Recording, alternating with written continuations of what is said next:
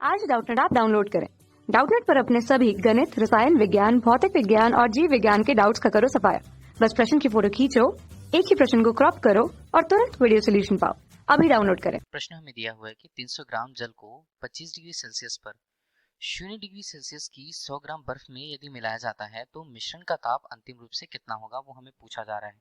जहाँ मिश्रण के ताप के रूप में हमें ऋण 5/3 डिग्री सेल्सियस, ऋण 5/2 डिग्री सेल्सियस, ऋण 5 डिग्री सेल्सियस या 0 डिग्री सेल्सियस क्या वो मिश्रण के ताप होंगे, ये हमसे पूछा गया है प्रश्न में।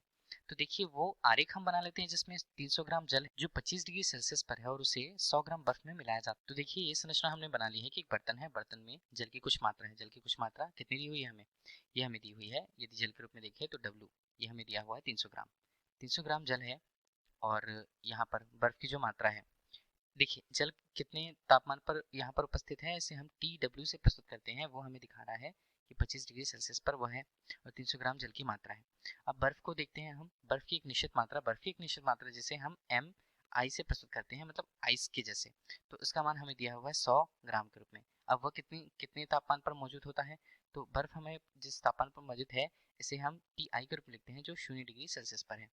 अब क्या होगा जब इन्हें मिलाया जाता है, देखिए जिनके पास ऊष्मा का मान अधिक होगा वो अपनी ऊष्मा दूसरी तरफ, जिसके पास ऊष्मा का मान कम है उस तरफ वो पक्षांतरित करेगा या उस तरफ स्थानांतरित करेगा। तो देखिए हमें देखना है कि सबसे पहले तो जल है और बर्फ है। जल का तापमान हमें 25 डिग्री सेल्सियस दिख रहा है, वो ज़्यादा है।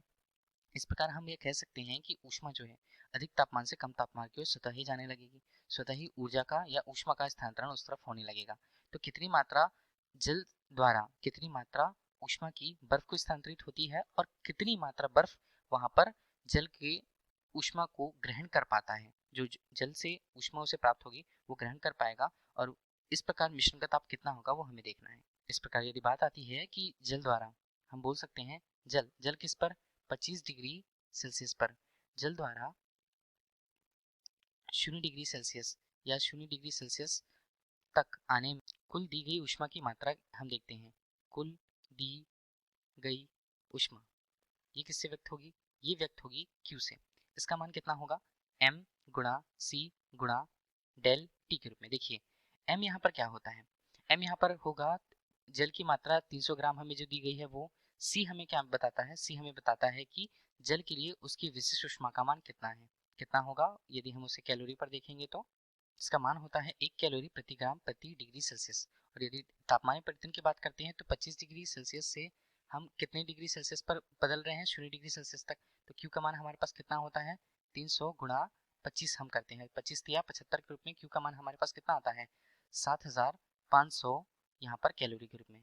तो देखिए यदि उस जल को यहाँ पर 25 डिग्री सेल्सियस से 0 डिग्री सेल्सियस तक आना है तो उसे 7500 या 7500 कैलोरी ऊष्मा बर्फ को देनी होगी या उसमें से ऊर्जा उत्सर्जित होगी। अब हम देखते हैं कि बर्फ को कितनी ऊष्मा की आवश्यकता है पूरी तरह पिघलने की। इस प्रकार हम यदि इसे Q डैश से प्रदर्शित करते हैं तो उसका मान क्या होगा, उसका मान होगा जितनी मात्रा बर्फ की यहाँ पर है, बर्फ की मात्रा M डैश के में M आइस के रूप में हमने उसे लिखा था MI के रूप में, और यहाँ पर जो पिघलने के लिए जो ऊष्मा की आवश्यकता होगी वो होगी गुप्त ऊष्मा, जिसे हम L से प्रस्तुत करते हैं। तो Q डैश का मान इस प्रकार से हमें कितना मिलेगा, ये हमारे पास है 100 ग्राम। अब यदि पिघलाने के लिए आवश्यक ऊष्मा को हम देखते हैं तो वो होती है 80 कैलोरी प्रति ग्राम के रूप में। तो यहाँ पर प्रति ग्राम और ग्राम ग्राम वहाँ पर कटेंगे और ऊष्मा जो Q डैश के रूप में हमें मिलेगी उसका मान है 8000 कैलोरी। तो देखिए 8000 कैलोरी ऊष्मा का मान यहाँ पर आवश्यक है उस बर्फ को पिघलने के लिए।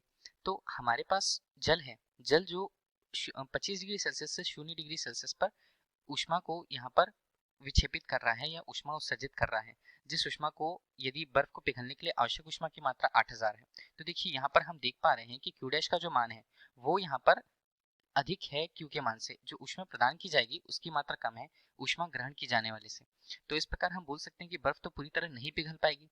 बर्फ यदि पूरी तरह नहीं पिघल पाती है तो इस प्रकार हम बोल सकते हैं कि जो तापमान होगा, जो बर्फ के साथ बर्फ का तापमान 0 डिग्री और जल जितनी ऊष्मा उसे दे जा चुका है बर्फ को वो उतनी ऊष्मा दे देगा, परंतु बर्फ पूरी तरह नहीं पिघल पाएगी और वो 0 डिग्री सेल्सियस पर आ जाएगा। तो जल भी यहाँ 0 डिग्री सेल्सियस पर आ गया और बर्फ भी यहाँ अभी भी 0 डिग्री सेल्सियस पर है, क्योंकि बर्फ अवस्था से परिवर्तित हुआ है यहाँ पर द्रव के रूप में और तापमान तो नियत है। इस प्रकार हमें वो जो मान मिल रहा है वो 0 डिग्री सेल्सियस ही होगा। तो मिश्रण का ताप हम क्या बोल पाते हैं अंतिम रूप से, मिश्रण का ताप यहाँ पर 0 डिग्री सेल्सियस ही होगा। तो विकल्प में हमारे उत्तर विकल्प डी के रूप में हमारे इस प्रश्न का सही उत्तर 0 डिग्री सेल्सियस होगा। धन्यवाद। कक्षा 6 से 12वीं से लेकर नीट, IIT, JEE वो एडवांस के लेवल तक 1 करोड़ से ज्यादा छात्रों का भरोसा। आज ही डाउनलोड करें डाउटनेट ऐप या व्हाट्सएप करें अपने सारे डाउट्स 8400 400 400 पर।